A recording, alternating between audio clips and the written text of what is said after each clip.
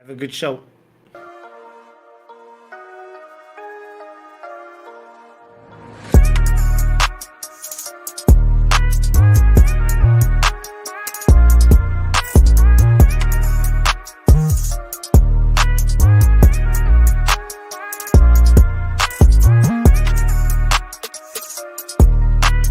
About my what? About my who? About my rubbish. Get right here, man. Funky. Oh shit! Oh shit! What's good, people? What's good? And welcome to what we're going to call this the end of year good, bad, and ugly. Come on. What we're going to do today, we're going to just wrap up everything that's been good, bad, and ugly for the year because there's been a lot. There's been a lot, and not just Man United, good, bad, and ugly. But we're going to go over some other teams as well. So, we ain't even got any pictures today. We're just going to talk. We're just going to go over everything that we need to go over and just actually discuss some of the good, bad, and uglies of the year. Yes, sir. How you doing, bro? Bro, it's the end of 2023, and I'm like, Dumpster Juice FC. I thought we had hit around bottom, but we are now really bottom of the bottom of the we just We feel like trash. Yeah, we feel like trash because we shouldn't be accepting this level in it yet. But we're not bottom of the barrel FC yet. We're not. Yeah, we're not Chelsea yet. Yeah, we're not. We just came up and going back down. Was it Bournemouth? We're not Bournemouth yet. Even though Bournemouth slapped us up. Even though Bournemouth did slap us up. We're not Burnley yet. That's why, Joe, I need to have this conversation, bro. I just don't know how to feel about things, bro. It's just like, I'm on the point of view of like, I do not want to see the Man United cycle, the 18-year cycle, repeat and repeat and repeat, but it's just one of those things, brother. I need to know what I want for 2024 because I'm confused. It was one of those things for me where I thought, okay, Ten Hag has brought some good. Ten Hag is going to take us somewhere. I'm starting to have even major doubts now about his tactical abilities, bro, his tactical reactions, bro. I know the players. The players deserve the blame, but Ten Hag also deserves a lot of the blame. The structure deserves a lot of the blame. There's just so much, but I don't even want us to like start feeling going deep into the Man United conversation first. I want to just like say, if we could, let's first say what's good, bad, ugly, non-Man United, is there non-Man United? You want to start with non-Man United? Okay. Yeah, man. What's been good though? What's been good this year, non-Man United related though? What would you say has been good non-Man United related though? I would say maybe the fact that the title race is the top four race is just feeling like very much a merry-go-round. We saw at the beginning of the season, right? Spurs was all the way there, and they were going on a tremendous run, and then they had an injury crisis, right? And things changed, mate. And once things changed, they've been on declining, but at the same time, that's still not far away from that first position. That they have 36 points at this moment when we're talking halfway, right at the end of 2023, and Liverpool has 42 points, and that just feels like, wow, look at the job that Postecoglou has done. He hasn't won a trophy yet. We're just sort of, that halfway point. But the fact that this guy managed to change the mentality of these players that were so ingrained to play fossil football, like dead football, the most defensive low block football, and what you saying then? You're saying to me right now, just everything that you're saying right now to me just makes it feel like Eriktenhag should just be fair in his job. No. I don't want to take it to Ten Hag yet. I'm just talking about what's good in terms of just the race of the top four, watching the Spurs rebuild, accelerated rebuild, seeing an identity, right? They're not really necessarily getting like, they haven't gone to 20 trophy yet, but they have a little bit of a shape, a little bit of a clear playing style that's like, wow, those players that have been playing this anti-football are capable of doing that. That makes me look at the other Man United players a little differently. But But hold on, it's his first season, because look at Eriktenhag's first season. No, Joe. Let's not bring Eriktenhag into it yet. No. The only reason I'm comparing it, because of this, Okay. Eriktenhag's first season, everybody's saying they overachieved, Yeah. And if you're looking at Postecoglou right now, who's to say that it's just a one season, new manager bounce thing happening right now, where they're giving it their all for the first season, and who's to say next season they won't fall off? You know what I mean? Time will tell. But what we can tell right now is the things that we can see, and that's what I'm speaking on, and saying that it's a commendable first half for Postecoglou and Spurs, and just what that means for the top four race, because right now we have 5 or 6 teams that are more or less in that conversation. We have obviously Liverpool, right? Man City, Arsenal, Aston Villa, Spurs, West Ham, that all within reach of each other. They're not necessarily... When you say those names, how many of them do you really feel is actually in the top four? In a title race? Villa, Liverpool, and City. There we go. Me. Not even Arsenal. You didn't even say Arsenal. See, how rude is that? That's rude. Any Arsenal fans watching? That's rude. Because you know what? You're putting Villa in there before Arsenal. Before Arsenal, bro. Before Arsenal. That's what you feel. That's what you feel in it. But the way I see it, Arsenal has to be mentioned in the title race right now. I would say it's a 4-horse race. Even if you don't want to admit it, you have to admit it. In it. Arsenal's in the were they not just top before Liverpool?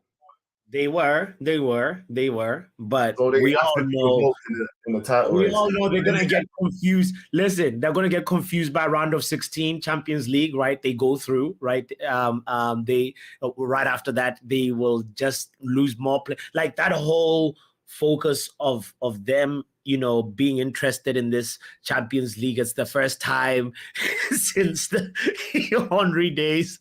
Exactly, Keegan. We can never take Arsenal seriously, So they're going to get confused and derailed by the Champions League campaign, but they're not going to win it, obviously, So that's going to mess up that top four chance, that the chances of winning the title. They'll still be in the top four conversation. But that's how I feel. But the thing about it is, it's just it's a merry-go-round, and that's what I was alluding to, saying that it's, I guess, for a neutral, a very good, 2023 top four race, to have right now City 40 points, Aston Villa 42 points, Liverpool 42 points. Now all within touching distance. Every game matters, and that's what makes the competition so fun, But bro, the way you're talking about Arsenal is the way I think you should be talking about Aston Villa, though, isn't it? Yeah, because when was the last time they were ever involved in a top four race? Now they're involved in the title race. So how can you say that they're not going to fall off? Do you know what I mean? So the way it's just sort of how Unai Emery has sort of also brought his imprint into the team, as well as, like, as I was giving Postecoglou credit, he's another person who really deserves a lot of credit. It's just like, bro, they bought really, really, really well in the summer transfer window, and also did a proper, like, systematic, like, clear out as well. And they're not even, if they invest just in this January transfer window, maybe get themselves like another person who can contribute to the attacking, they can actually go all the way. It's just a matter of, the other clubs around them and the I want Aston Villa, bro. I want Aston Villa to win. Anybody? Yeah. Actually, I agree with you. If there would have been a club like that, I would be okay winning this year. Yes, Aston Villa is not bad. It'll be a good Out of shot. everybody else, no Liverpool, no Arsenal, Yeah. no Man City. It would be perfect if it was just Aston Villa. I would just be laughing. That I agree with you. All right, that's one good thing. Yeah, the season is hotting up. There is a lot of contestants for the title, and it is looking good. And Man City's not been top for a while, which has been quite nice. Yeah, but they do have like 2 or 3 games in hand now, and they're gonna just, if they win their 2 or 3 games in hand, I'm pretty sure they're gonna be very close to the top, if not on top. But that's yet to be seen. Anyway, you still have to win those games in hand. So yes. Let's see what happens with that in it, yeah. But let's speak on what we think is bad about like non-Man United related. Yeah, you go ahead. What would you say is bad? Oh, do you know what? Yeah, what I haven't seen, what I really wanted to see was some sort of, after Everton got the 10-point deduction. Yeah, I was really hoping to see some other teams get pulled up. Like where's Chelsea getting pulled up? When's Man City getting pulled up? I haven't heard nothing.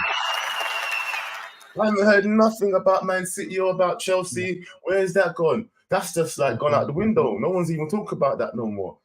Financial fair play just maybe only affects small teams. Is that what they're trying to say? I know. This I would have loved to see 2023 end with more than just one team reprimanded. This is actually a horrible way to end the year. It's looking bad on financial fair play police. I thought especially Man City. We know those charges, 115 charges have been pending, bro. It's been a while. And why are we not seeing any action? That has to be called out, and it's a really bad thing. It's a bad look. I also want to say big up to we have somebody that's tuned in from Dwayne. Cheers from Trinidad and Tobago. Yeah, it's really I'm hoping maybe we start off the year with them saying, all right, we're laying the law, we're still awake, we're not dozing off. But financial fair play police look like they're sleeping. They look like they have forgotten, they're back to eating donuts again and forgotten what they are there to do. So Troy Superstar says, I want City to win. I support and respect competence. Okay. All right, Troy. Me today as well, boy. I missed something he said about me earlier, but I can't find it. Oh yes, here we go. This Joe Blackman clown is a tragedy. Bro, explain yourself. Just coming in with the insult remarks. End of year review. Just shots fired. Do you know the ones there? Like, calm down. Yeah. But you know what? Yeah. That being said, though, yeah, do you think that they're ever going to get hit with these charges like Everton? Yeah. I'm feeling like to the beginning of 2024, they should just go ahead and just drop the case on them. What's this? What are they waiting on? This investigation is taking too long, man. And by the time City, get the face that charges, we won't even care about this no more. They would have gotten treble upon treble. Shout out to Jarvis, by the way. Jarvis, thank you. But you know what? I don't think anything's going to happen to them, and that's the problem. No. Do you know what? And I think anything does happen to them, I feel like it's going to be like a slap on the wrist for them. Like we're expecting, oh yeah, by the size of what Everton got, they should get this and that and that. But you know what? I bet they don't even get found guilty on half of the charges in the end. Yeah. Bro, don't say that, please. What about Chelsea? Do you think Chelsea will get a little bit of a some charges, something financial fair play? We saw there was an adjustment to the 5-year. Sorry. I just remembered this, that there was a little bit of an adjustment to the policy that they have. That Chelsea used to do these 8-year contracts and stuff, and try and break out the payments in 8 years. So the amortization thing now, they've tightened it up a little bit and sort of closed that loophole that Chelsea was exploiting. But there hasn't been yo, we're coming for you because you guys have been dropping so many pieces. How come they're able to do this and cook the books in a way that it seems like we're fighting with, one arm, like tied, bro, like we're handcuffed on one arm, and other people have like the ability to fight with both the arms and legs, this doesn't make sense, because they're willing to try and improve their team with, by any means necessary, bro. They're trying. Do you understand what I'm saying? No. The difference is the difference is with someone like Bowley, yeah? He's coming in knowing that he needs to inject cash into this team, right? He might be spending stupidly, don't get me wrong, right? But guess what? He knows what he wants to do. He wants to build his team, with some of the best players he can get. And he might not know ball like that, but he's buying what he thinks is good. If he was, and the thing is, bro, he found that loophole, They had to go closer. That's why that one they're not going to get struck for, because there was a loophole. A loophole is a loophole. Do you get what I mean, bro? You won't get smacked. You won't get slapped with a fine if you exploited a loophole. But what you will do, if you stretch the rules and try to break the rules, then you will get slapped with a fine. Yeah, for those things, they've had to close the loophole because there was no way of slapping them with a sanction or a fine for that. Because giving them longer contracts, it's feasible, and it will over time work its way out. That's why it was good. But it is what it is. The problem is that you're stuck with these players for however long on these long-term contracts, and then get rid of a player like that, it's going to be a lot harder. You're actually paying out a lot more as well if you do sell them as well. Do you know what I mean? Because remember, I hear it, but I also want you to hear my frustration. It's like we don't have the proper competent, where did Chelsea's accountants grow? Like, where did they graduate? Like, it seems like our accountants cannot cook the books. Like, bro, we just have, it's become almost like a universal acceptance that, oh no, we're now back, we're that club that loans players, we're just getting by. We're doing the Wergos type deals, the Sabith, Amrabat type deals. It's like, bro, I just don't want to accept that. I think it's just horrible. But on the other hand, I want to mention the fact that the Chelsea as well, we're talking about the Chelsea situation, is like, for me as a fan of Manchester United, I realize, that, it's good to have an example where, the owner has a big checkbook, they're spending money, and they're not getting it right. So it means like it means like spending money does not buy you a place in the top four. You need to actually have a good structure. You need to have a good coach. That's why so far Man City did it the right way, in it, in terms of structure and everything else. Chelsea kind of done it the right way the first time around with Roman Abramovich. He done it the right way. He had structure in place. They knew that if their manager weren't performing, they're getting kicked out within like one season. It doesn't even matter how long they've been there, they will get kicked out if they weren't performing. Simple. Their standards rose within 2-3 seasons. Simple. Do you know what I mean? Which is good. They have their own structure. Every team has their own structure once a new board comes in it. And this is another reason why I'm a little bit worried for Ten Hag when that man come in, because they're going to want their own structure and stuff like that. Yada, yada, yada. But let's not go there yet. What's the ugly of non-Man United related stuff? Because everything we talk about, I just want to bring it back to Man United. So let's get rid of the non-Man United related stuff and jump into Man United quick, because we've been going for 18 minutes and we ain't even spoken about Man United yet. Ooh, okay. I'd say the ugly for me would be maybe the fact that let me see. I wanted the newly promoted teams to come in and really, really surprise about a lot of the Premier League teams, and I think Luton Town is doing that, but I had a lot of hope in how the Vincent Kompany hype when he was coming from the Championship, playing all this impressive football. I had a lot of hope for Vincent Kompany. So for me, his looking ugly. He's one of the few Pep students that didn't seem like he did his homework properly. You know what? I feel like, you know what the thing is, he was too ambitious with the players that he has. You Yeah, know what I mean? yeah, I feel like the yeah. kind of football he's playing is the Man City kind of football he's used to. It's just that them players can't do what you want to do, blood. There's some up and coming Mm, stars. There's some up and coming stars in his team, innit? Yeah. And something that yeah, people have to realize as well, you know, like the open, expansive football. yeah. Obviously, he needs to tweak his defense a little bit in order to be able to work it in this league. Yeah. This is his first time as well as a manager, you know. So True I've that. got I've got belief that he's actually going to become better as a manager. Obviously, if he learns to adapt, yeah, Yeah, yeah. I think he will learn. I hope he also has the support from his, like, from his club to invest a little bit in January, because he's having a little bit of a Ten Hag-esque issue in terms of maybe like his system is maybe too like too what's the word, too evolved for his players, or too, I don't know, it's just like they're not really seeming like there's an actual connect. The hype, the Vincent Company hype is not hyping, and that's the point that shows his company hype.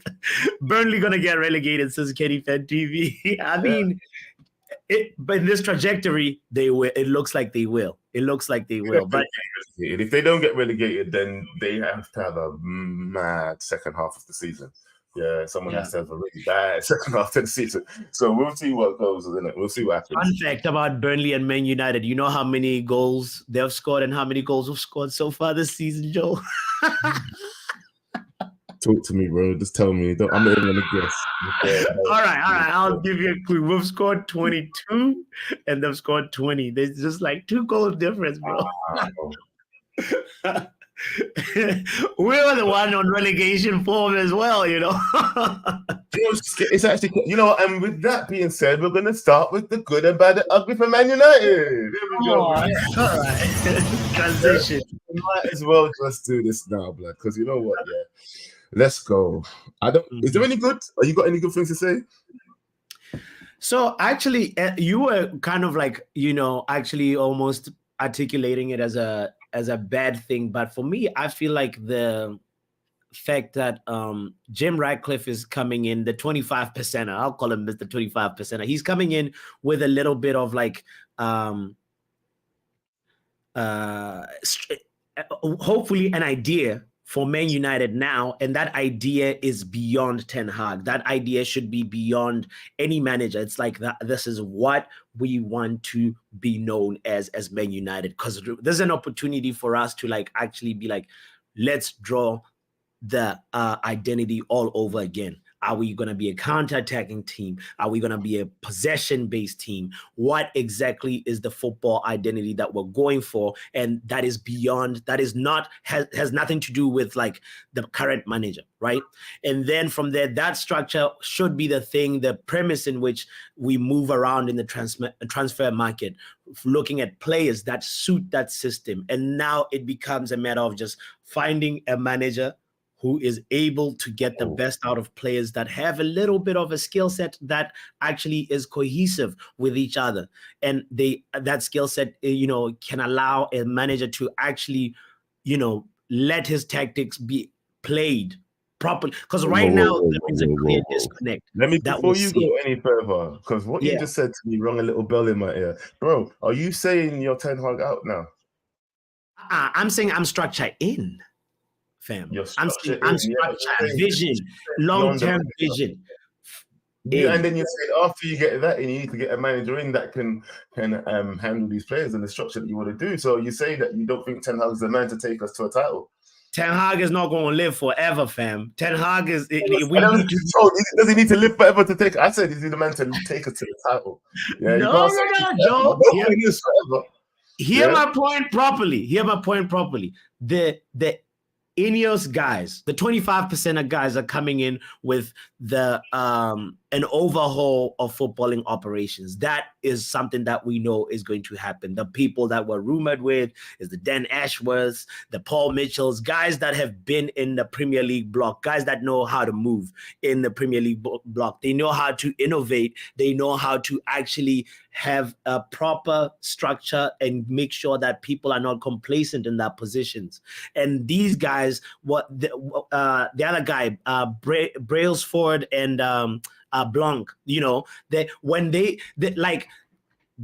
I believe we are actually going to be looking at a backbone that will probably help us in the long run, with or without Ten Hag. Now, I hope Ten Hag fits those plans. This is where I'm looking at the manager now and saying we need to have the structure first that is beyond the manager, and then be like, Ten Hag, will you fit in this structure?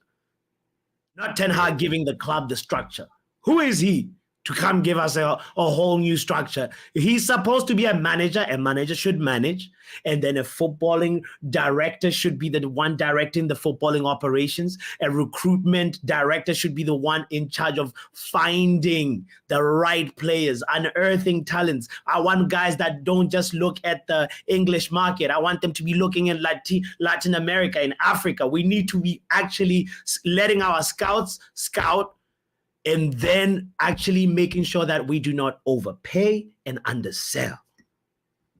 You know what? Give yourself a bomb, bro. You don't.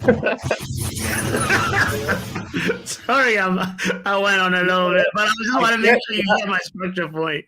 You know, no, I get that. I get what you're saying, innit? But you know, one thing that you have to realize as well, that it's not only those kind of managers that exist. Yeah, there are some managers that actually want full control. Not saying that Ten Hag should have full control, because he's clearly proven that he cannot handle full control. Yeah, his player selection over these couple of transfer windows we've not felt has been right. Although one thing I will say that goes against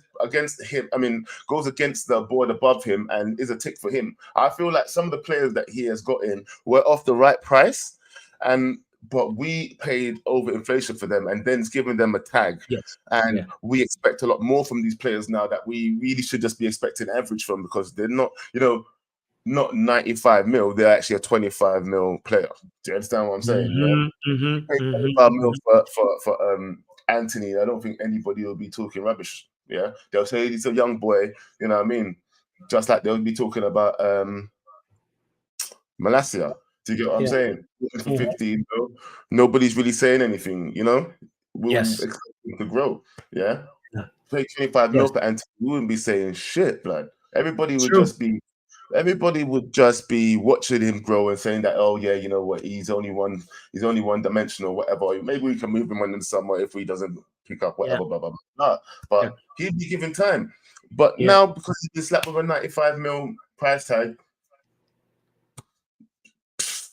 who is this guy? He's not worth it. Yada yada yada. But there's other questionable signings as well. Mason Mounts, but I don't think we've even seen the best of him yet because he's been injured. Amrabat's, we've seen. I think we might have already seen the best of him, to be fair. But I don't feel that the selection that he actually wanted, he's gotten most of. Do you think so?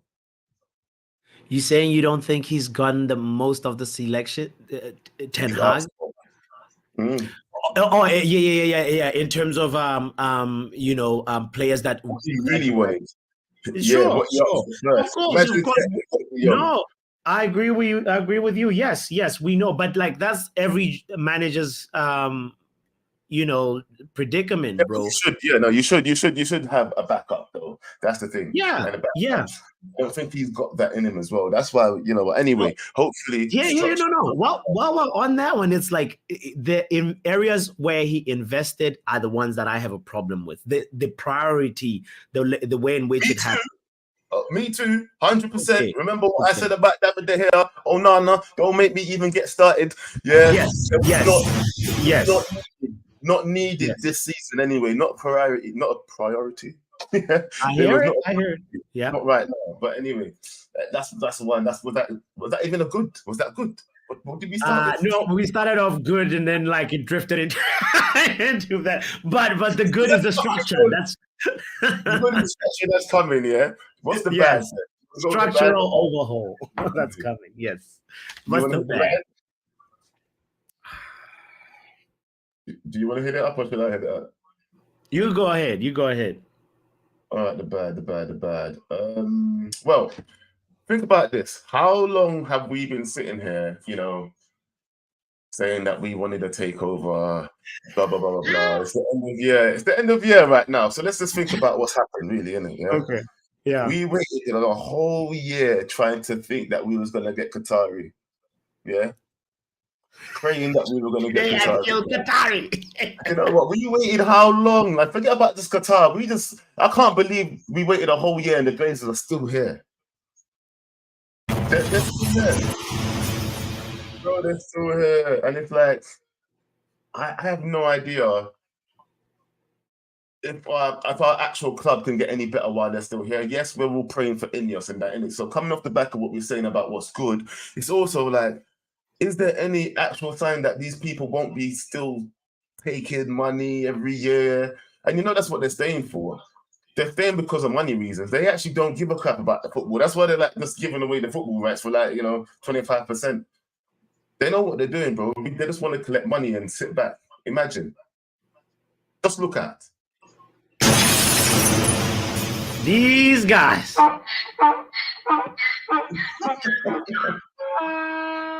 They ended the year with them still in possession of the club, and that's a really bad outcome at the end of the day. But us trying to look at the positive of what Mr. 25% is going to do, it's us trying to make a positive out of a really bad situation, because I feel like crying, Tari. Shout out to you, Lil Yo-Yo. Yeah, man. Show. I know, man. I know. It was one of those things where I think the excitement of what the Qataris could have brought, of just the clear out of the debt that we know that we've been, rotting. I know that money doesn't solve problems, just like looking at Chelsea's situation, but it was the excitement of like, oh, we're going to have a fresh slate. And yeah, it's a really bad thing. I cannot argue against that. I have to 100% agree with it and say, yeah, the Glazers are here. End of 2022, a bad thing. What's ugly? Yo-Yo did just say though that they're not allowed to take out any dividends for the next 3 years legally,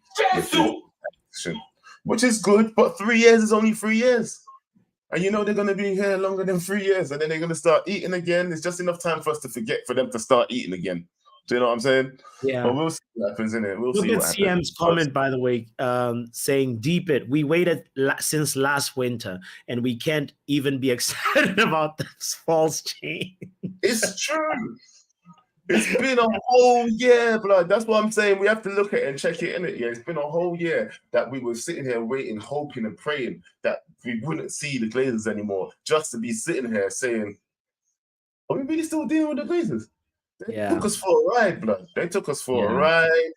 We was there for it. We was that Qatari in this and that. They was never gonna sell to Qatari.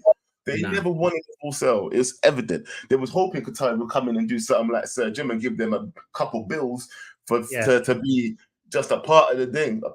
But you know what? Look, shout out to Matt, by the way, saying, I can't believe people waited for some Emir to grab on our chest like some gram influencer. We were waiting for a blesser. We were waiting for somebody to come bless us with some financial peace and that for real. It's crazy how things turned out. But I want to move on to what's ugly, Joe. What's ugly? Well, the ugly. I'm just gonna read this statement from the Sun and Neil Custis, people. Yeah, because if it's one person that has been very divisive in the Man United fan base, is this man. So, New Home states Mason Greenwood wanted in a shock 40 million Barcelona transfer as Man United striker is offered Lionel Messi's iconic number 10. Oh shit! Oh damn! Oh damn! Oh damn! Are you taking it though? That's the question. Would you take how much is it? 40 mil. If I'm Mason Greenwood, let me answer it from the point of view of Mason Greenwood. If I'm Mason Greenwood, yes. Messi's number 10. What? Bro, that's an iconic. And do we let him go for 40 mil? Well, okay, from that point of view, bro, 40 mil feels like we're underselling. This is a generational talent, bro. This is somebody that is no. Not even Ansu Fati gonna go for 40 mil.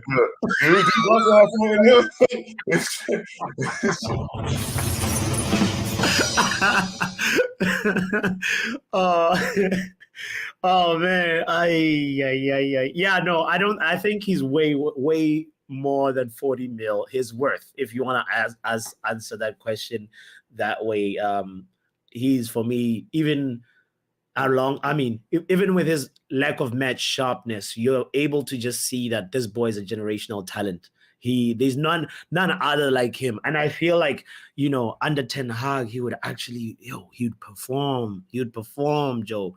He would solve a lot of our problems, That, and I want him in the middle. I don't want to see. I want to see if Haaland is not able to put the ball in the back of the net, Greenwood would. I don't want to see him on the right. For me, if Greenwood actually came back, I think he would bench Haaland, bro. That's real talk. If Greenwood came back, he would bench Haaland. Yeah, 100%. Yeah, or bench Antony. Either way, someone's getting benched, fam. Yeah, 100%. And I feel like Ten Hag actually wanted. I feel like he wanted to play Greenwood, but situations dictated that he couldn't use him. Yeah. But I don't know what the chat's saying. People tell me in the chat, would you have Greenwood back, or would you be taking this 40 million from Barcelona and letting him go? They say, yes or no. Take or stay. Share the link. Let's share the link in the chat. Yeah. On that note, for real, let's share the link and let's get some opinions in this room. Let's go, people. Here comes the link. While you're doing that, Joe, I have to ask you also about since we're talking about the right-hand side, what did you make of Ahmad's cameo? Like, it wasn't bad, I know we still lost the game, but once again, you've seen a bright spark out of foolishness, and out of the rubbish that we've been playing, I felt like, you know what, he did all right. It's what we need on the right-hand side, don't we? We need someone who can be direct. Yeah, someone more direct. Not being funny, bro, but he showed me he can definitely be direct right away. Ahmad is, but I always liked Ahmad. I did ever since he made his cameo. Yeah, when he made his debut, I thought he was good. Remember for Oli scoring the backwards header and all that. Yes. That was an assist by Bruno, actually, right? Yeah. I didn't understand why we put him on loan and not Palestri. Like, we should have kept him. I never understood it, but it is what it is, isn't it? Yeah, I think Ahmad is good. Yeah. He's really like Matt says, people have underestimated Ahmad really like beyond like. I feel he needs to be given a chance. As there's, I've been shouting for Palestri to get a chance, but for me, Ahmad deserves more. I want to see more minutes, more of him in a red shirt than Palestri, to be fair, But the future for Palestri also has to be talked about. If somebody that's been on injury just comes and surpasses you like that, for me, that's why like Ten Hag selected. You can't say surpassed him already in just one in one game. We've got to see what he can do in another couple of games, isn't it? Surely. Yeah. Lil Yo-Yo is accusing me of being related to Ahmad. No, but it's the thing about what do you do when you're given a small opportunity? And Elanga talked about this. We have players, we treat our players so horribly, bro, like where Elanga said, I used to get 5 or 10 minutes and then wait like 7-8 games or, to get the next chance. And that was Oli ball, wasn't it? No, but if this happens to Ahmad as well, look, then we can't just let it keep happening. Palestri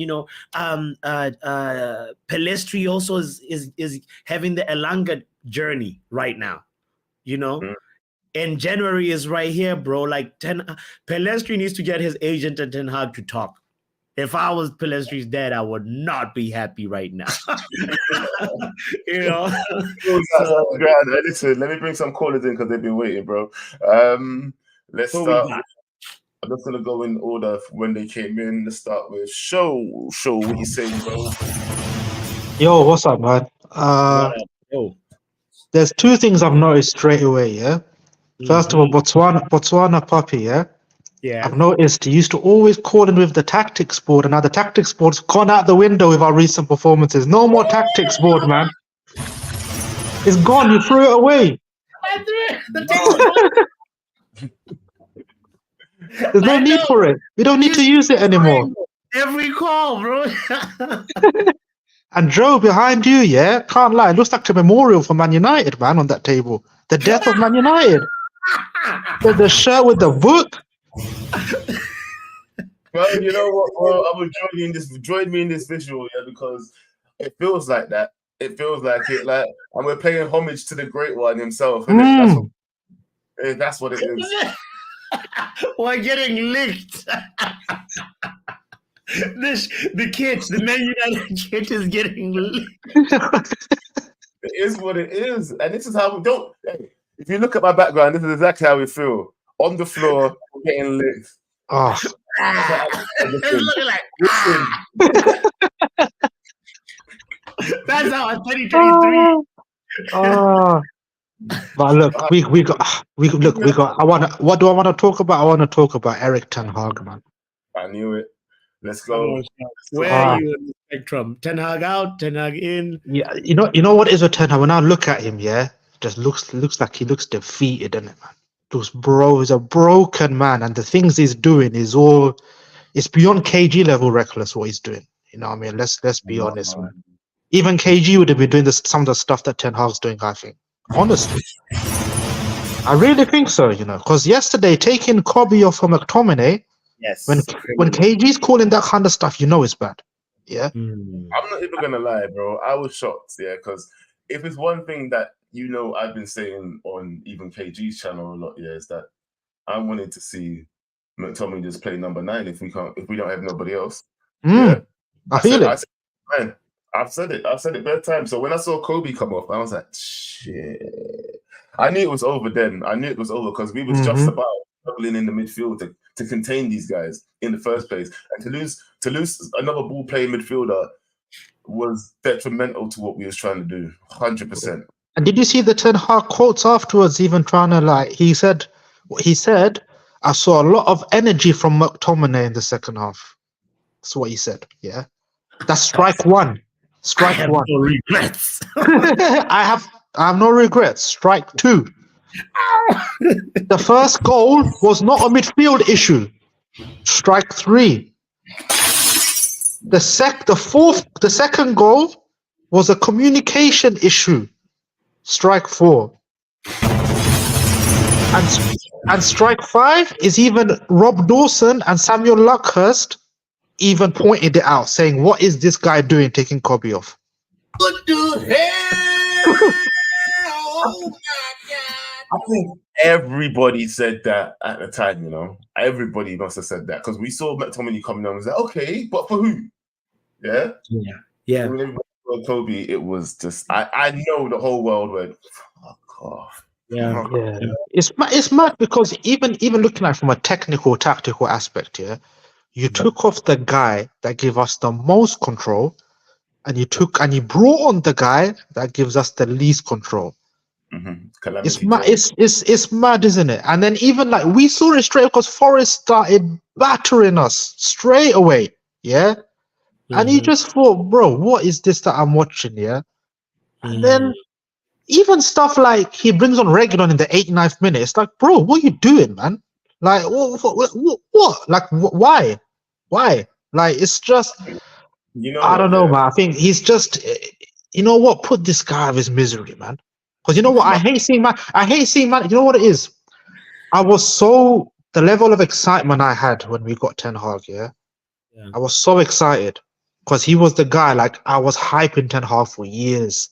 We got him. I was like, we've got him. This is the guy. Yeah. And seeing him getting broken down like this, yeah, I just think, what more misery do we have to go through as fans? You know what I'm saying? 9 defeats, -5 goal difference. lost 5 games for the first time in December since 1933. I saw a super chat on another stream yesterday night. It's a reckless super chat. Someone said the last time we lost 5 games in December, Hitler wasn't even chancellor.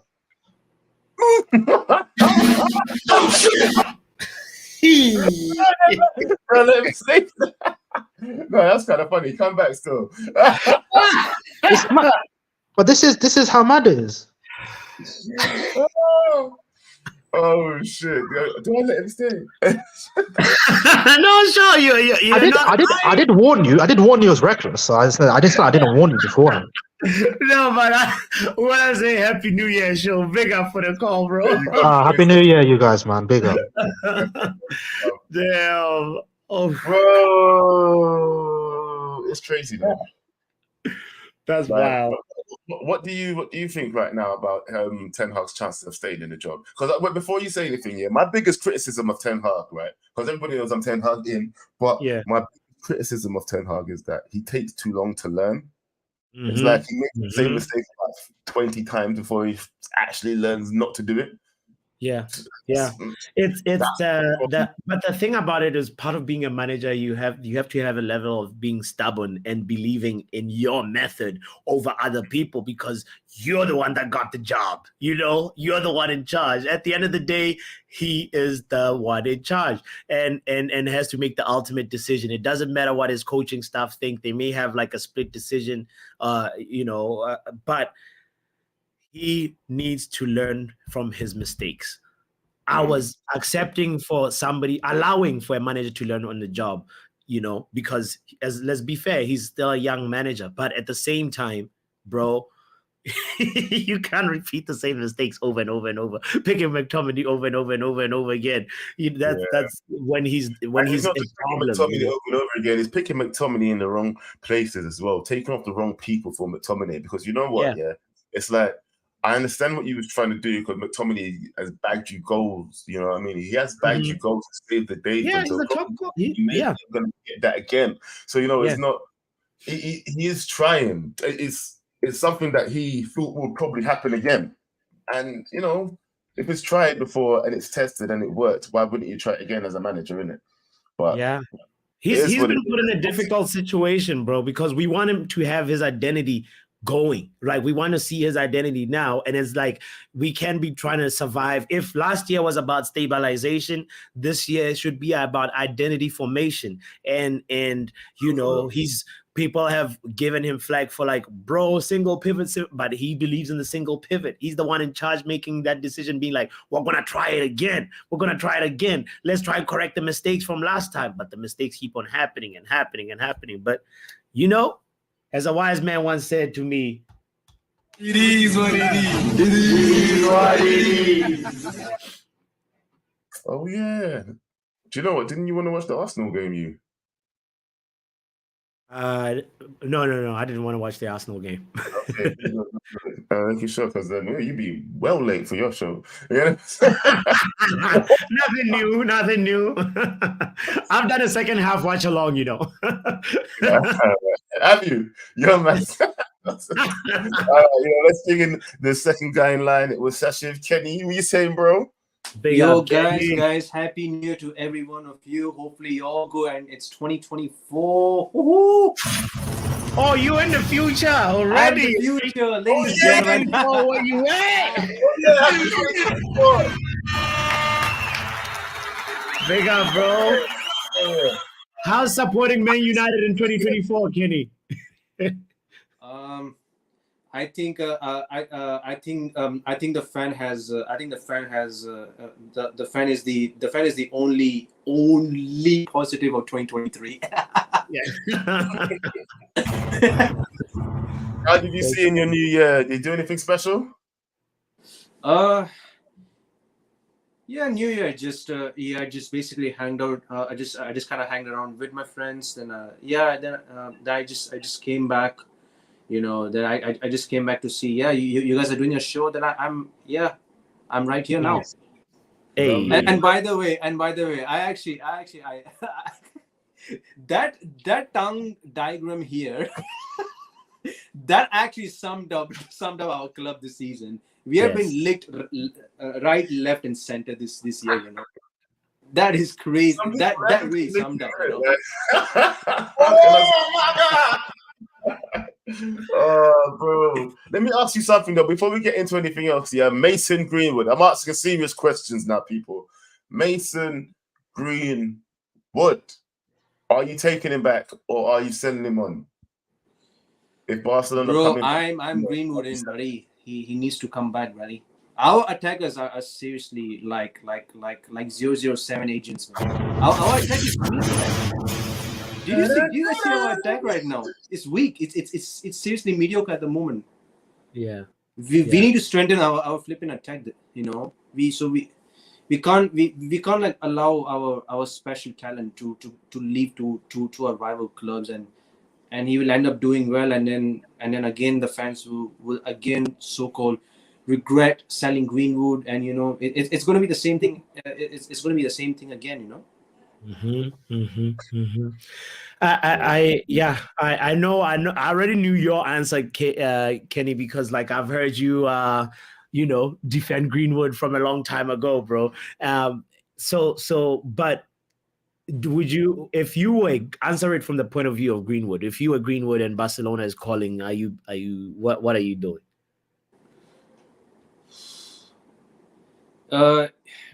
Look, I'm not sure of this part, but like, see, if I was actually Greenwood, then if things are not going well at this football club at the moment, yeah, then I will go to FC Barcelona at the moment. All right. It's time to learn Spanish, buddy. Yeah, to be fair, but like, to be honest with you, as a fan, right? As a fan, yeah. We really want Greenwood back, buddy. Like our attacks right now, they are like 007 agents. All right, and do you know anything? What about the other side of it? We all know the reason why a lot of people don't want him here. Yeah. What do you say to those people? Because I think I'm one of those people that say it doesn't matter, like the talent ID of the player, innit? Yeah. I don't know, bro. Even Ten Hag wants Greenwood back. Even Ten Hag wants Greenwood back. A lot of people want a lot of things. Don't mean I agree with them, innit? Just because Ten Hag wants something doesn't mean I agree with him. Even though I think Ten Hag should stay, you know. To be honest with you, these are the same fans. They are really impatient. They're just Morals FC. That's what they are. So it is what it is. If Greenwood comes back, no Morals FC then. Like, are you no Morals FC then? So what would you say about the people that are offended by him playing? You know, because we all saw, we all heard, we all know how he got off. You know, he's got off on technicalities. Has he learned anything? Is he a rehabilitated man? You know what I mean? Listen, like life gives you a second chance, and I'm 100% sure he's going to learn from it. Yeah, and I'm 100% sure he will be a better human being at Manchester United Football Club, and Ten Hag is the manager that is going to redevelop him, and he's going to be another special re-signing. I see what you're saying, Sasheva. I agree with the fact that everybody deserves a little bit of a opportunity. Listen, if the chat is just being offended, it is what it is. That's just your opinion. No, a lot of people in the chat actually want Greenwood to come back as well. They're saying it's 50-50 in the chat, to be fair. Yeah. But you know what, bro? Big up yourself, man. Good call as always. You were saying Happy New Year. What were you saying? Yeah, Happy New Year. And are you doing the second half watch along? No. No, I'm not doing it today. Fair enough. Yeah, I'm going out of state. Yeah, fair enough. Take it. Yeah, I gotta celebrate my New Year's, Kenny. Okay, you just celebrate. For real. Oh boy, do you know what though? I'm gonna ask everybody that comes in straight up and down. Mason Greenwood. Are you keeping him or are you selling him? Yeah. I like the question that you asked. I like the point that you advanced about him showing any signs of rehabilitation. He has to do something for society a little bit. What's he been doing? Nothing's been made public. Do you know what I mean? There's one thing I'll say to you right now, yeah. This is where I'm on the fence with the situation, yeah, with Mason Greenwood, because I do believe in rehabilitation. It's not like I've never done nothing bad in my life before. I'm not saying I've done anything as bad as what he done, but it's not like I've never done anything bad. And I believe in, people can learn to become better, especially when you're so young, yeah. But I need to see change in you, bro. Because if he was my little brother, if he was really my bro, yeah, I'll be like to him, bro, you've got a lot of making up to do if you really want to be at United, and whatever. You need to show this, you need to show that. We had this discussion back, I think, on my show on Truth is Truth, when I was talking about Greenwood, and he needs to show rehabilitation. He needs to show some sort of growth before I think Man United fans will ever be able to accept him again. Because I do believe in second chances. But Yes. All right, let's see a different perspective. Let's see what Mark thinks. Mark, what you saying, bro? You're muted. Stop talking because you're muted.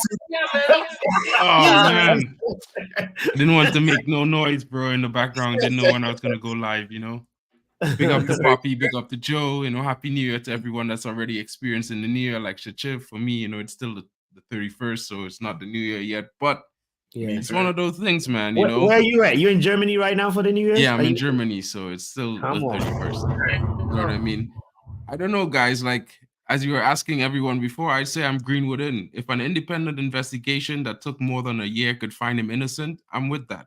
That's two separate investigations. 007 sound. That kind of two separate investigations that let him off free. Or in other words, you know what I mean? So in my opinion, I'm saying this. You have to give someone time. You know what I mean? Everyone makes mistakes. Now, if we judge him based on his character, he's been a young footballer at Manchester United for 12 years. Like, he's not a gang member. He's not a career criminal. He's not a degenerate or anything like that. So he made a mistake. Of course, we're not going to absolve him from this. And I'm sure there's lots of... He said he's not a degenerate, bro. I'm sorry, but from what I saw, degenerates do the things that he did. You understand what I'm saying? I mean, it's alleged what he's alleged to have done, to be fair, because I mean, if an independent investigation and the legal system also found it not to be evidence valid. That's why, because the woman wasn't pressing charges anymore. Let's face it, that's why they were dropped. They're not going to get a conviction. The woman doesn't want him convicted. Yeah. Well, I mean, what I'm saying is, bro, like there's different ways you could look at it, right? And if you look at it from one perspective based on, okay, what are we gonna say? Are we gonna cancel his career, cancel everything, and put him out because of what we think, right? Yeah. Because everyone could say the woman didn't want to press charges, but no one knows exactly what happened. Because we could sit here and say the pictures. I could say the pictures are edited. Because the audio was edited. It's a video. Yeah, and it could be edited because movies are made, bro. Like, let's not be real. Let's be real out here. How do you make movies? You stitch together periods of time. You never know, bro. I'm just saying this, right? Just as much as you could say he's guilty, you can say he's innocent. Saying that. What's his name? You're actually still innocent, innit? Yo, that's the kind of guy you are, innit? Yeah. No, I'm just saying like this, bro. I'm just saying it like this, right? Like, at the same time, he made a mistake, and it's terrible what's alleged that he's done, bro. You know what I mean? But at the same time, if we're gonna say we're giving him a second chance, right? If we're gonna give him a second chance in life to show that he can rehabilitate himself, then we give him a second chance, if you know what I mean. But if we're not, we're not. It's either you with it or you're not, in my opinion. If you can forgive him, you can. If you can't, you can't. No one's wrong for that. Everyone has their opinion, and their opinion is how they feel, bro. That's how I'm with the Greenwood thing. You know what I mean? So what would you say to people that are offended by him returning? Would you have any I would say join the club, mate, because there are lots of things in football that offend different people in different ways. Like religious people might be offended by some things in football. Non-religious people might be offended by some things in football. You know, so there's lots of People might be different offended things. by Zuma. Exactly. You know what I mean? So, you know, the people who are like, you know, all for, you know, animal rights and activism and stuff would be offended by Kurt Zuma. So there's a It's lot of true. different things, man. So in my opinion, I just look at it Race. from the I mean, you know, perspective where black people should have been offended by John Terry. Let's be real. Yeah. No, but guys, the profile of the you know issue we're talking about is different. It's so severe. It's not like animal. I can't say like, it's more severe than racism or someone no, biting someone during a but you football can't put it game. on the same pedestal as animal I'm rights. not, but like, what I'm saying is at the end of the day is there's always going to be something, whether you rank them on the same scale of severity or not, there's going to be something that is going to make someone disgruntled. You know what I mean? So it's like, can we actually have everything our way? Will football still be football? You know what I mean? yeah. Because like some people argue for VAR, some people argue for it without VAR. You know what I mean? Football, we love football before VAR. We still love football with VAR. I mean, so it's if we could get the best of both worlds. You're comparing domestic violence to animal abuse is wild. Yeah, you know. Well, I gotta tell you this though. Yeah, no, you know what? For real, I get what you're saying though, bro. I get what you're trying to say. You know, people will be offended no matter what. You can't please everybody, and that's just how the world works. Not just football. That's just how the world works. You can never please everybody. Some weeks you're on here, people say that we're boring as hell, and where the hell is KG, and blah blah blah blah blah. But you just take it in your stride, bro. Because guess what? Not everything is for everybody. At the end of the day. But look, I do. Look, this is why I'm kind of playing devil's advocate, by the way, when I'm saying these things, innit? Because I like the back and forth of. I want to hear everybody's opinion on this because I actually don't know where I sit. Because like I keep telling everybody, if it was my little brother, I would be like, bro, you can do better, fam. You know, you should have never seen this, and if it is true, I hope you fix up a blah blah blah blah blah yada yada yada. But if it was, but at the same time, you know, I can see all the reasons why people wouldn't want him back. From what I saw and what I witnessed myself. Yeah, so I guess if I'm being honest with you, I don't actually care which way it goes. I think if he comes back, he would actually have to show me a lot though. He'd have to show me a lot. It couldn't just be he comes back in and just starts playing and everybody wants to just forget because everybody else won't let him forget. We won't let him forget. The other fans won't let him forget. Do you know what I mean? The songs that we will sing, I will probably be singing them like this too. Like, yeah, that guy. So, yeah, so. So Joe, you know what I would say, Joe, like the only way he could possibly show it or try to show anything is by firstly his performance as a player. You know what I mean? I think his performance is going to show his focus, his level of where he's at in, you know, his maturity or whatever. So in my opinion, I just think maybe, you know what I mean, that's left to be seen and only time will tell that. You know what I mean? Only time will let him show people that he has evolved and he has learned his lesson, matured and grown as a human being. So that is something that I would just say is the only way we could answer that. But if I move on to Ten Hag, which was your major question before, I would say I'm kind of like you, Joe. Can't talk about it. I don't. No, go on. I was counting down. No.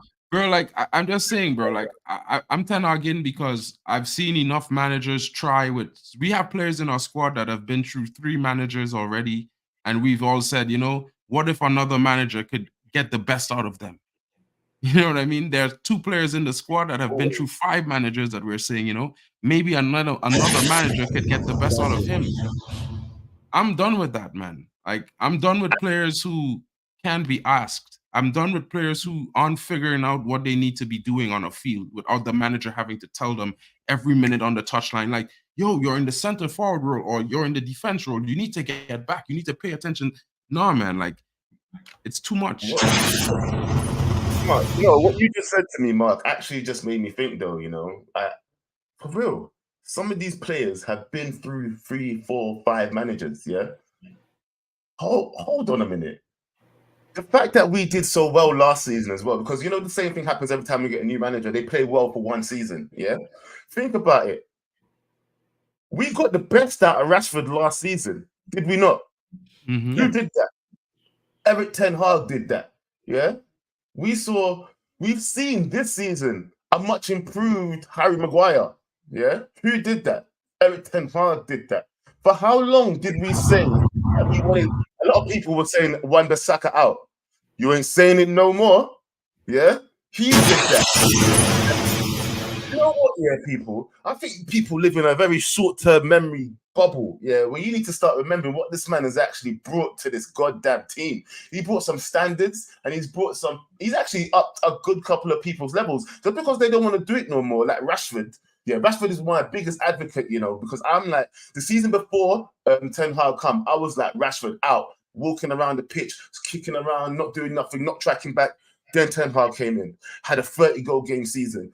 Okay, maybe he can do something. This season he's doing the same ish again. We're just walking around. But you know what? Maybe after Ten Hag has benched him a couple of times, maybe he'll start doing more. But I can't see it. I'm not seeing enough from this kid, bro. I'm not seeing enough to saying that he deserves to be on like 350 a week. Why is he? What? Yeah. I'm just here to say, guys, I'm just playing devil's advocate with like Joe is with Ten Hag, because at the same time, I could understand that his selections might not have been to our liking every time. But when I look at the team, all teams in the Premier League have squads. People make excuses for Spurs. Spurs lost 6 of their last 7 games. But we're talking about they have an identity. We're talking about we're seeing Ange Ball working. You know what I mean? People say the same thing about other teams. Look, Iraola at Bournemouth, people talking about he's amazing. Bournemouth lost last night. What's amazing about that?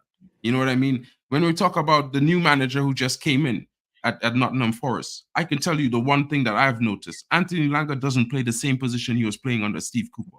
Neither does that youngster who scored against us, Gibbs White. The team has a different shape. So when you think about it, we faced a different Nottingham Forest team with the same players who were playing in different positions, and they were playing better than when we faced them earlier on this season. Arguably, we had a terrible game, in my opinion, but we still, on paper, had a better game than Nottingham Forest. We lost that game ourselves. That's my opinion. I can't really blame the manager for that. When a player is people making compilations of all the cutbacks we scored, and they say, how can the manager fix that? But if you ask yourself this, how do the players not, adapt to that? They are the ones on the field suffering the same thing over and over and over. How do they not adapt? How do they not learn their lessons? When your kids go to school, you expect them to learn from their mistakes. You expect them to learn the lessons that are taught in class and come home and exemplify them, so that you understand that, okay, they fully understand this topic, this subject, whatever it be. What about these players? Why aren't they understanding and exemplifying that every single time? Now, it's true they might not be 10 out of 10 every game, but at least give us 7 out of 7 every game. You know what I mean? 6 out of 7. On the flip side, Mark, wouldn't you say it's the manager's? I agree with you, by the way. But on the flip side, I'm asking, would you say it's the manager's job to mentally, to psychologically charge up some of these players as well? It's a part of the responsibility of him to make sure that them guys start the game at kickoff ready for the game and not perform when they're 1 goal down or 2 goal down. What would you say about that? Well, I would say this, like, as much as I could try to motivate, if I was a coach, as much as I try to motivate and talk to these guys and get them into a position where I think mentally they're ready, they have to also walk into that role. You ever heard the expression, you could carry a horse to the trough, but you can't make it drink water? Mm-hmm. So it's like the same thing for me. Erik Ten Hag is taking some of these guys to the lake to drink water. But he could tell them, yo, guys, you have a long journey ahead. Drink some water. And some of those guys might say, you know what? I ain't thirsty right now. I'm going to drink the water. And then halfway through the journey, they're dropping because they're exhausted. They drop down. Yes. Exactly. Sometimes it's not always about the directions they're given. It's about if they're executing those directions that they're giving. If you are seeing it. Because if we give the manager credit for some games getting the tactics right, and we give the players credit for sticking to the tactics and performing well under the tactics, then it's the same when we lose. either they did not stick to the tactics or they didn't perform well when they stuck to the tactics. So it's always both the players and the manager. It's just the percentage of who's at fault changes each game. And it's the same thing with wins. Both of them get plaudits when we win. Both of them has to get the responsibility when we lose. So this is why I'm going to blame the players for the game I saw last night. Because Rashford, for me, wears the number 10. That's a talisman number. Whoa. What? I'm not saying he was terrible. I'm just going to make an example. What about the substitution? I don't like it. Like, no one is going to like to see Scott McTominay come on the field, really. Like, let's be honest. I wanted him out 2 years now. But at the same time... He came on for as well, though. He came on for Mainu, the only guy out there that was... Yeah, I know. But ask Papi what I said, right? When that substitution came in, right? We needed to make a substitution in the midfield. I just didn't know if it was going to be Eriksen, because I thought Eriksen was poor in the first half.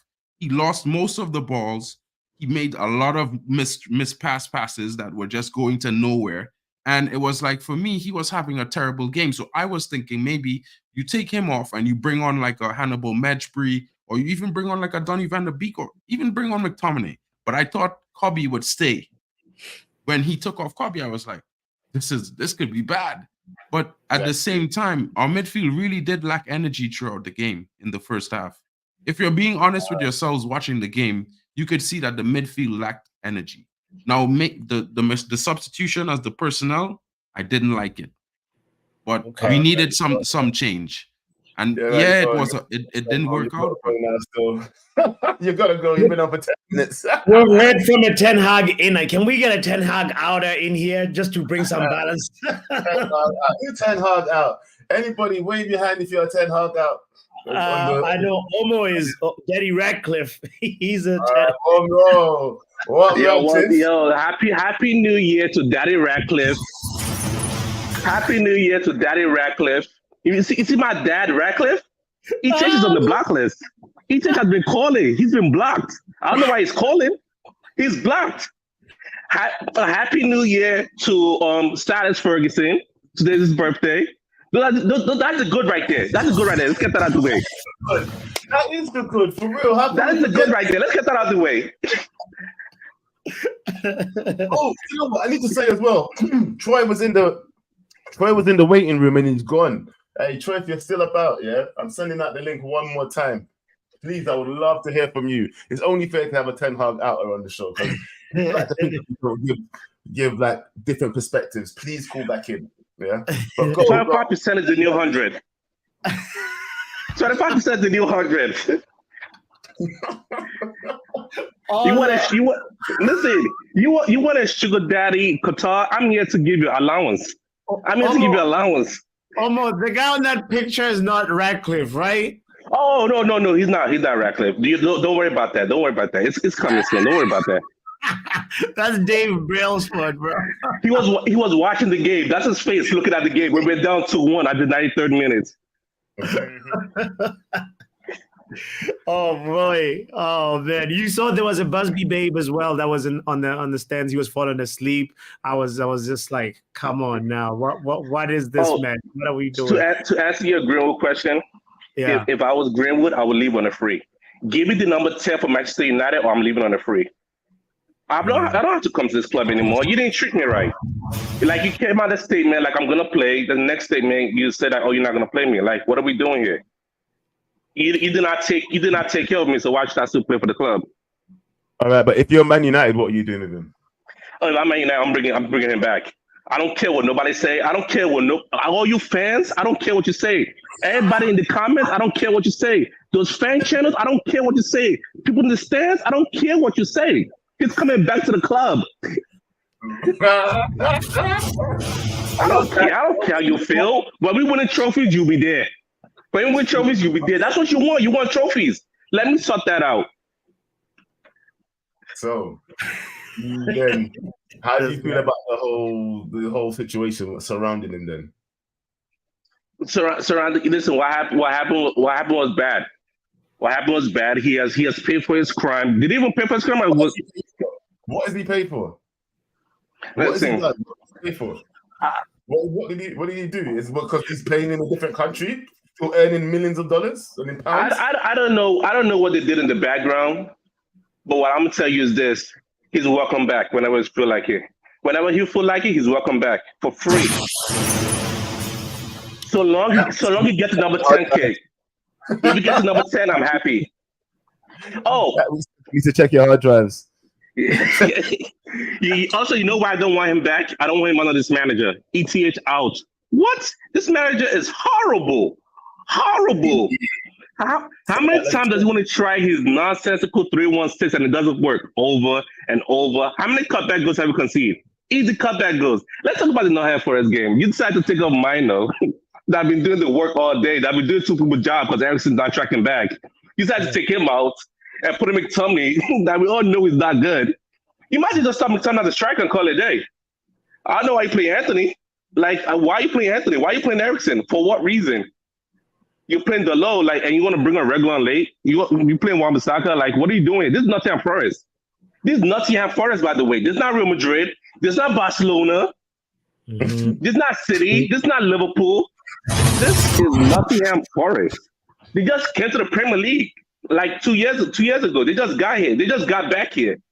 And now you're losing to them? Listen, I don't get it. How many shots on target? Like 2? We didn't even create. They gave us the ball. We didn't even create. You know how we scored? Of the goalkeeper mistake. Shout out to the goalkeeper. He played for our team. Man of the match right there. Their goalkeeper was our man of the match.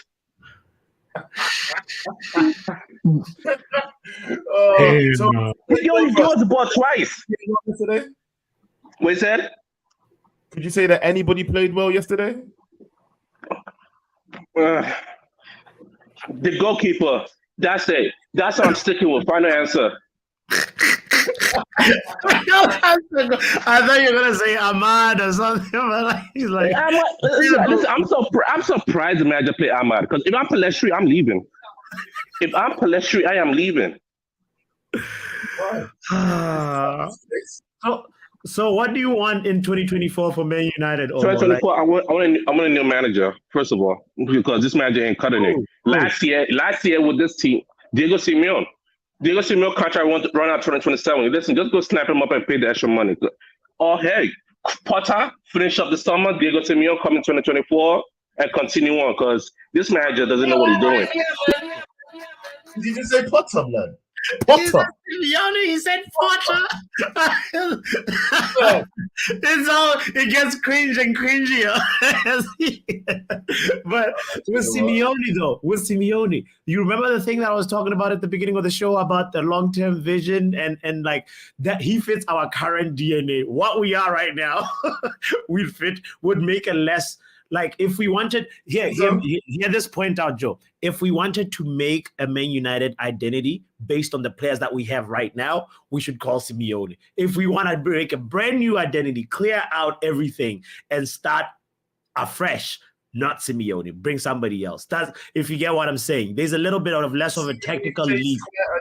He plays quite a defensive style of football, doesn't he? And that is what we're precisely good at right now. You know, that's precisely like if we want to be that. Football can be played in many different ways, and you can win and get trophies in many different ways, you know. But anyway, let's hear different ways. All right. Do you know what? All right, I'm just gonna do this quickly. Yeah, I know this guy came in like last, but he's not gonna stay on for long because I know who it is. It's Chelsea Dan. What are you saying, boy? I know you're drinking your tears. I know you want to remove me. I know that, but I'm not here to banter you, Joe. I know you was hiding last night on Football Power show. I know you was hiding. I know you was drinking. You was depressed the result against Nottingham Forest yesterday. Yeah, you got that. But your crisis is in doubt with eriktenhag. My situation this year, what I was going to say to you, I said to Football Power last night, and I said to Mark was waffling, right? He was talking about eriktenhag, yeah, because we know Mark's eriktenhag in, yeah. He's not here, but it's all the players. The way I saw your game last night, your frontiers and your players, yeah, are dreadful. You have 4 minors. We were talking about this last night, Football Power last night, wasn't it, on the table. You have goal difference 4 minors. 5. Right? Or 5? Is it 5 now? Yeah. Yeah. I can't listen to him, bro. I can't. Why are we listening to Chelsea that curse about our team for? Why is Chelsea talking to us, fam? Like, why is he talking to us? With that Nkunku picture. What are we doing? Chelsea, Dan, you can stay there for a little minute. We might come back to you in a minute. I just can't. I'm not even listening to a Chelsea fan. And he was like, you're horrible. And I was like, no, we're really horrible. That conversation was, let's get somebody else. Land quickly. Oh, no. Joe, I'm not here to ban. But truth in facts, you have to listen. It's uncomfortable truth. Then go ahead. Your Anthony 100 million to my Cole Palmer, it was 50 million. Scored more goals than your Anthony. My 20 million Nicholas Jackson scored more goals than your 80 million Hydra. Is meant to be the next Erling Haaland, who's only scored 1 goal in the Premier League. Yeah. I really technically my he paid 15 to 20 million. He scored more goals than your Rashford. That's what I call him. Rashford, Mr. Grasshopper. Yeah. Okay. All right. My whole team, yeah, has scored more goals, and you're only 3 points away from us, and we're in the semis in the Wembley. There's no balance here, Joe. I'm just. Well, what's the point, Joe? Yes, we get it. Statistically, the point is, you've got the worst record in the Premier League, and the fact is, Ten Hag, this season, he's come up on the Twitter space to today. Your Onana, how much did you pay Onana? Yeah? How much did you pay for him? He's the worst decade in history to be the worst goalkeeper in the Premier League. And people on the space today, Football Power, are saying that Man United made him worse because when he was at Inter Milan, he was world class. When he was at Ajax, he was world class. Soon he goes to Man United, oh well, that's time. Yep. Coming back this time, nothing up. But we don't like Onana anyway, but I don't want to hear no Onana stats, man. I don't give a crap. Yeah, no, Onana is bad. Onana is like we all. Onana stats. I said David De Gea should have never left. Yeah, Onana stats are just. I don't even want to hear them, fam. He can go back to where he comes from. Yeah, and that's not being racist. I'm talking about his club. Yeah, he can go back to Inter, fam. Yeah. Yeah, man. What don't you think? Maybe the Africa Cup of Nations might give him a chance to turn it around, bro. No. You're done. I don't think it's going to give him a chance to. The only thing it's going to give is Bayern a chance to shine. That's what it's going to give. Yeah. If Bayern takes his chance, bro, I swear to God, we are very fickle fans. And if he makes about 5 saves in one match, Onana is done. Onana is done. If he makes 5 saves in one match, Onana is done. Yeah. Oh. Yeah. 5 games, 5 shots. That's it. Oh my God. I can't do nothing. Trust me, that's what will happen. Yeah. All it takes is 5 shots, man. 5 shots. Yeah. I hear it. But the uncomfortable reality, Joe, I have to prepare you for it, my bro. Africa Cup of Nations finishes, if I'm not mistaken, February 11th or something like that. Onana is going to come back and take them gloves from Bayern. It doesn't matter if Bayern has had clean sheets all January. That's the truth. We'll see. We will see. We will be there. Big upset Griffin in the house. Hey, listen. Right. Wow. 5 people in the chat right now. 5 people waiting backstage. And we're gonna run it up. We've got 4 people backstage. Okay. And let's do it quicker. Let's run it real quick. But there's some good people backstage, so it's not gonna be that quick if I'll be honest with you, yeah. I'm gonna start with Preem. Then I'm gonna hit up Pav, then I'm gonna go 7 kids deep, then I'm gonna hit up Kenny G's fan. Yeah. I know exactly who it is. But all right, let's go in that order, yeah. All right, let's go. Preem, what you saying, bro? Wagwan popcorn. Hey. What you saying? What part of the world are you in? Where am I now? Where you now? I'm in London, bro. Oh, lovely. So we're bringing in New Year's together then, fam. Yeah, man. Hey, what you doing? What you doing? Family, friends, what you doing? It's always family for me, man. It's always family. My family's so big that when we get together, it's like the neighbors, they can't stand it, fam. Oh yeah, I'm banging on the door. 1 second. No. I know there's not a lot of people like KG watching, yeah, but at least the 35 of you here could at least drop a like, please. Pretty please, if you're here. No. I think we got more likes than that. I think Stephanie is talking about on my channel. We're also streaming to Football Power Hour. Let's get the likes up on Football Power Hour, by the way. 6 likes. That is funny. I'm going to ask the question I've been asking everybody that stepped in real quick. Mason Greenwood. Yes, Preem. What you Whoa, say? that's an uncomfortable conversation. That's what I'm doing. End of the year thing. Come on, though. Honestly, yeah. All right, cool. You know what, yeah? Right now, Barcelona said they want to give us 40 mil for him, yeah? Yeah. Would you take it or would you call him back to the club? What, that only those 2 options, yeah? Well, what else would you? You know, or whatever you would do. Tell me, innit? I'm not gonna lie. As a footballer, I can't take 40 million. Do you know what I mean? As a footballer for Mason Greenwood, I can't because he's got that talent. It's that raw talent that we're missing. Come on. But as a person, like obviously we all know his antics. That's where the confusion gets to, innit? Because obviously how it is, like.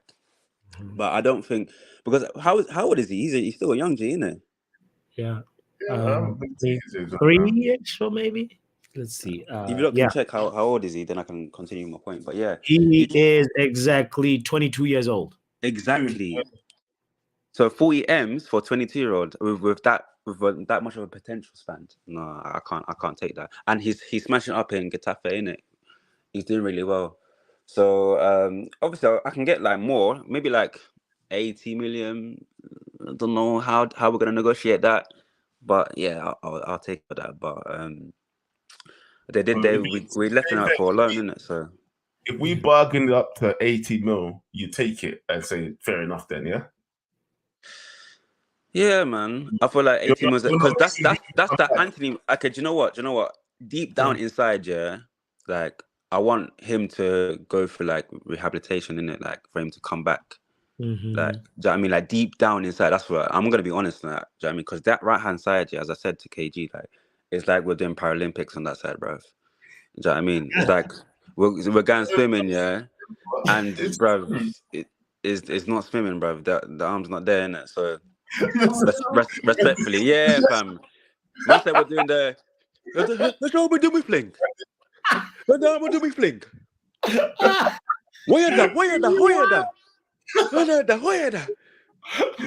the ding dong thing. We're in the ding dong thing. You see what I'm saying though, Premier. I feel like a lot of Man United fans feel that way about him. You know, doesn't he feel like that little brother of yours that just done bad, and you're like, oh, how are we gonna, bro? How are we gonna? That's what it feels like because he's our guy. Yeah, he was our guy. He was our guy, our little brother, our star coming up. Yeah. Remember that goal we scored against Leicester? Remember that goal he scored against Leicester? That was that goal, yeah. Against even though we lost, yeah, but that goal. You see, those are the kind of performances that we're talking about. Those kind of things that you're like, even though we lost, yeah, even though like the other day with what's his name when Kobe gave away the ball and they scored, it's like, so what? We still had a good performance. You don't really blame him 100%. People are gonna make mistakes, but oh god, see, this is why I'm on the fence with Mason Greenwood, bro. I think he can. I think within the years, you know how like time's a healer, isn't it? I think he can like get himself back into the team. Like even if he comes in, he'll get a couple of boos from the fans. Yeah, whatever. Gets a couple of boos. But then if he starts scoring goals, as I said, man, a couple of fans will turn their heads. They'll be like, alright, cool. Like, you know what? He's the only one scoring goals, and there's talent there. Do you know what I mean? But I'll still say that he needs maybe another season to just get himself recuperated again, and then maybe eriktenhag would see if I said moving up the market. That's funny. What's it called? eriktenhag will bring him back into the team like in the next season if he's still a manager of the job, innit? Preem, you think it's worth it though? Like like the previous call, Chelsea Dan, he's a Chelsea fan, right? And he's gonna be singing like not him particularly, but like there'll be rival fans that will be singing like the worst songs ever. You know, it's not just going to be a couple of boos, bro. It's going to be a lot of boos. It's going to be a lot of, is it worth our players and our other fans also going through all that turmoil or not? Do you know what it is? I'm gonna be honest with you, man. Yeah, you have to be mentally strong as a footballer. There's gonna be times when you go to away days, yeah, and fans are heckling, man. Like, and KG will know about heckling. Do you know what I mean? You have to be mentally prepared. You need to be mentally prepared to get those heckles and be like, listen, cool, I'm gonna turn that into performances. Everyone, we always say, yeah, like, you put your performance on the pitch. That's where we'll judge you from. Do you know what I mean? Maybe as a player, you're probably a nice person. You're a nice person, but as a player on the pitch, that's where we judge you. Do you know what I mean? Like, yesterday's performance was really terrible. We judge you from that. We're not judging you from your family's perspective or anything. No, we're judging you of how you played yesterday within the 90 minutes. What decisions did you make on the ball? Why did you pass to this person? Why did you concede a goal? That's where we're judging you from. Because why? You were the one who chose to say, listen, I want to be a football player when I grow up. Now you're a football player. Your agent is telling you, listen, this is the consequences of what's happened that when you're a football player. Yeah. Do you know what I mean? I hear you, Cream. But but the thing about it is, like, I feel like with that take, you're about to John Murto it, bro. Don't underestimate it's not going to be a couple of boos. It's going to be like a lot of people, even protests. You know, this is like what the significance of what it means to domestic abuse victims. This is like a big conversation, guys. I know. We don't look. You cannot start that with him now. We got other people to talk to. That'll be a whole nother conversation. Okay, all right. Yeah, that's not good. Yeah. All right. Hey, pick up yourself. Yeah, always. Big up, my G's. Love. Happy New Year, bro. Happy New Year. Yeah, Happy New Year, man. Bless up, man. Yes, sir. Oh, hey, listen. I don't know if I'm ready for. Am I ready for Pav yet? I don't think I'm ready for Pav yet. Let's end with Pav. I'm with Kennedy's fan, but Pav is gonna, because what's going on with the 7 kids, dude? Hey, yo, Happy New Year from Australia. It's officially 2024. Over there. I am 6. I sent the kids away and had quite a few drinks, so I'm on the sober up at the moment, so I'm feeling a bit lightheaded. Yeah, man. You know that, innit? He's on the 8th kid now. The kid who sent away, he got the missus. You know what happens next. Yo, man, I always get that line. It's like, have you ever heard of a TV? And I'm like, yeah, I get the TV to distract the other kids while I make more. Hold on a second. Is that Three more to go. Then we can have a starting 11 at Man United, bro. Well, actually, I've been adopting the Australian members of the chat to form my own 11. Koala J official. My child support check is in the mail. You'll find it soon. It'll be there. Big up, Koala. Yeah, man. Oh, look, it's been. Ask this question. What flag is that you got on your DP right there, fam? That's the Qatari flag, my man. That's the Qatari flag. That's the last time we should see that flag, bro. We should die in 2023. Yeah. It'll be back to bulk standard in the new year. Well, for you guys anyway. So yeah, it'll be back to bulk standard. Oh my goodness! What are you doing about Mason Greenwood straight away? Greenwood, bro. Yeah. Greenwood. Well, that's actually what I'm here to talk about. I had 2 caveats that I put out to I have an original group chat. Pat's part of that, so I've known him for time. But anyway, it's basically when the alternative funding strategies and whatever United announced, it was like, okay, let's see what it looks like. I wanted clean break, Glazers out, Qatari in, and whatever. Now, Jim Ratcliffe played an absolute blinder in a business sense. He's got into bed with the Glazers. He's got a plan football operations, but I have to walk from United, guys. Like it's one of those things. I always said if the Glazers stayed in this, I can't continue to back it. I'll obviously not watch the team anymore. I've suspended my my streaming subscription. It's one of those things, man. Like it was one of those promises to myself. I can't keep backing something that's just letting us down constantly. Obviously keep in touch with the results, like see how the team itself is progressing. But I can't keep pouring money into this thing, bro. It's one of those things.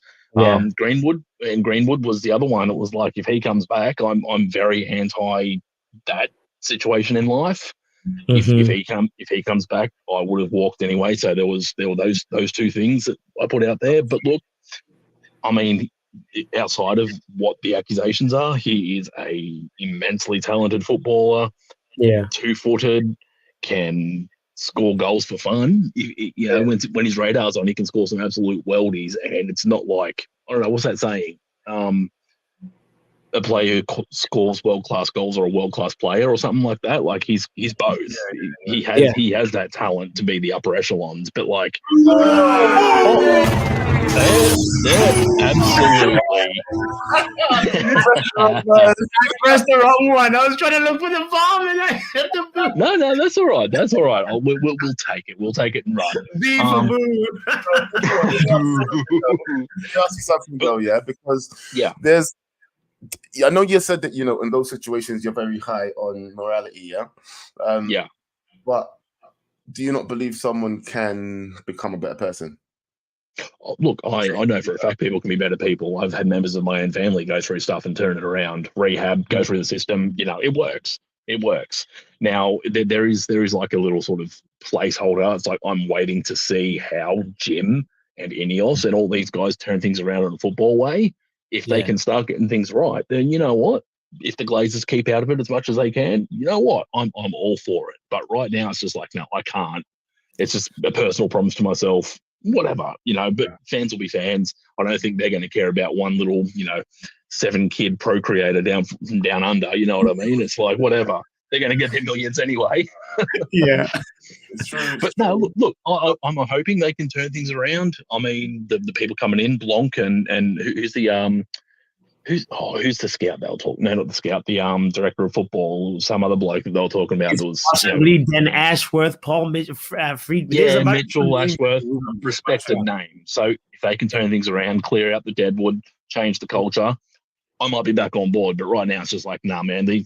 The fact that this subcommittee is coming in and Joel Glaze is going to be a part of it anyway, it's like, nah, man. And they got their fingers in too many pies for this to succeed. Personal opinion, you guys can disagree. Sorry, drag down the mood, but it's one of those. No. It's you allowed, bro. I respect that point of view. As as much as I want him back, it's a valid perspective. And Joe, what were you gonna say about it? I was going to ask Mr. 7K's beat that on the before he left, like what's his stance on the Ten Hag situation at the moment? Then. Well, okay. Last couple of games I can't account for because I haven't watched a game since pre-Christmas, so I haven't seen the Villa and Nottingham in those games. But look, I've always been of the mind it's like if he had the people behind him punching in the same way that he is and going in the same direction, he can be very good for the club. You just look at what he did with Ajax and Van der Sar and Overmars. Like they were all in the same direction. They were all doing the same thing. And he got him 4 out of 5 titles or something. So it was ludicrous. And he won us a trophy with a team that on paper really aren't good enough to compete at the top level. He got us a trophy in top 4. And I think he still has enough in him.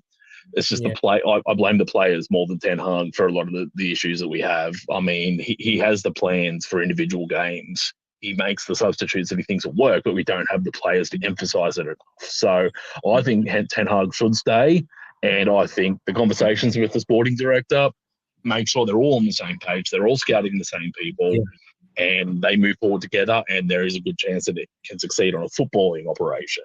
Yeah. Ten Hag in. Yes. Yeah. No. Well articulated, bro. Happy New Year to you.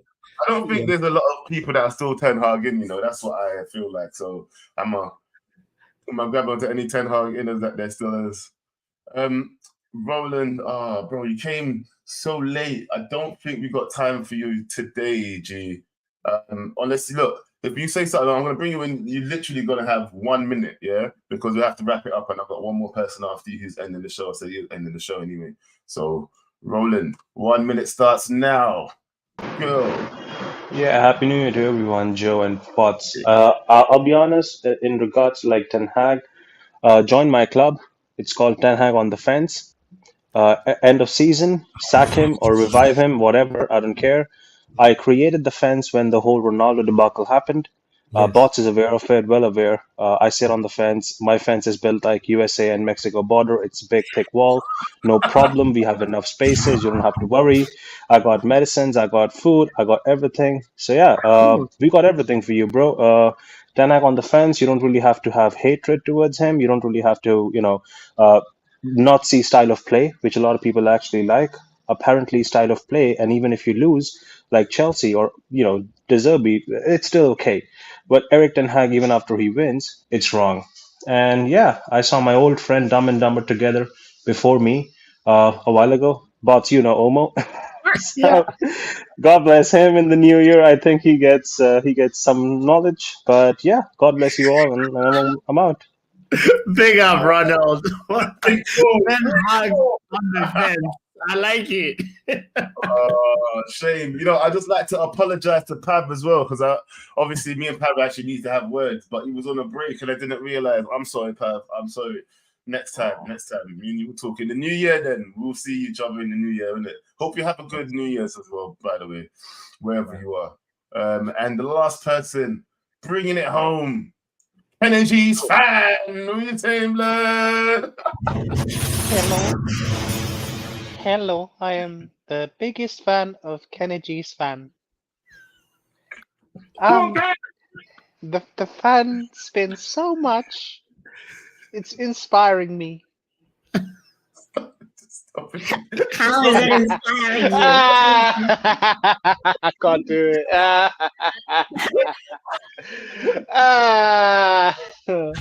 What you man saying? It's on.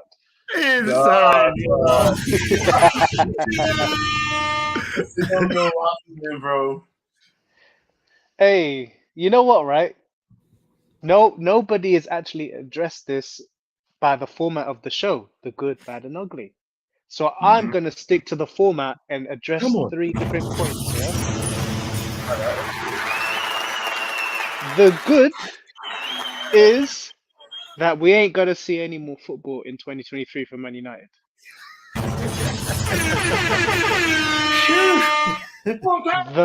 The bad is Joe Blackman not doing his Truth is True show for a very long time. Oh my God! Yes, that has to be called out, Joe. And you know what? And he knows I've been asking for a while, so he knows. Yes. You promised you was gonna call me out, and it has been done. We out here promoting your show every time, Joe. At the end, I have different shows on one channel. Thank you very much. Yeah. This guy might as well change his whole channel to Lions Live, bro. Because man says I'm gonna do a show. Next thing you know, nothing's out. Can we go to uglies, please? Thank you. All right, ugly is all the stuff that you man been talking about, Man United, isn't it? Ten Hag, the ownership, the players. Even today, we're looking like we're not going to extend Varane's contract because the bread is too much. It's ugly. We've extended Lindelof's contract. Antony looks like a Beyblade. I want to punch Antony, by the way. Who's on rushing him? Come we go. You want to go Old Trafford? No violence. Why, Lil? Why do you want to punch Antony? Nah, this guy is cool. Look, what did Amma do when he came on the pitch? Instant improvement. All I see from this Brazilian fidget spinner is he takes on a man, he starts doing samba dancing, and he turns back. Hey, you know what? Stephanie's cooking, you know. Of course, I got a little end product like Antony. Nah. Let me return to Kennedy's fan. I'm gonna become Kennedy's fan again. Okay.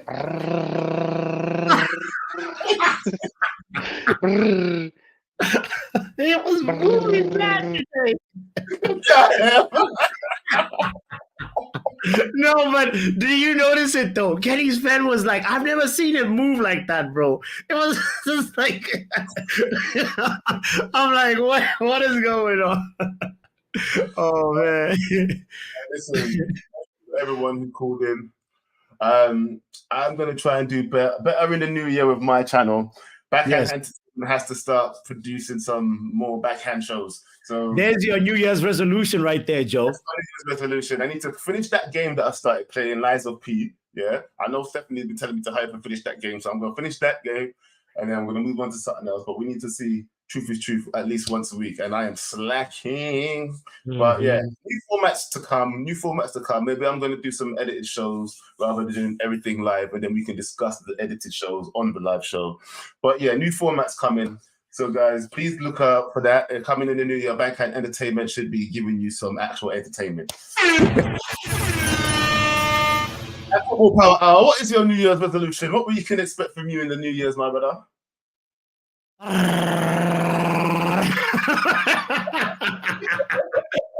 Yeah.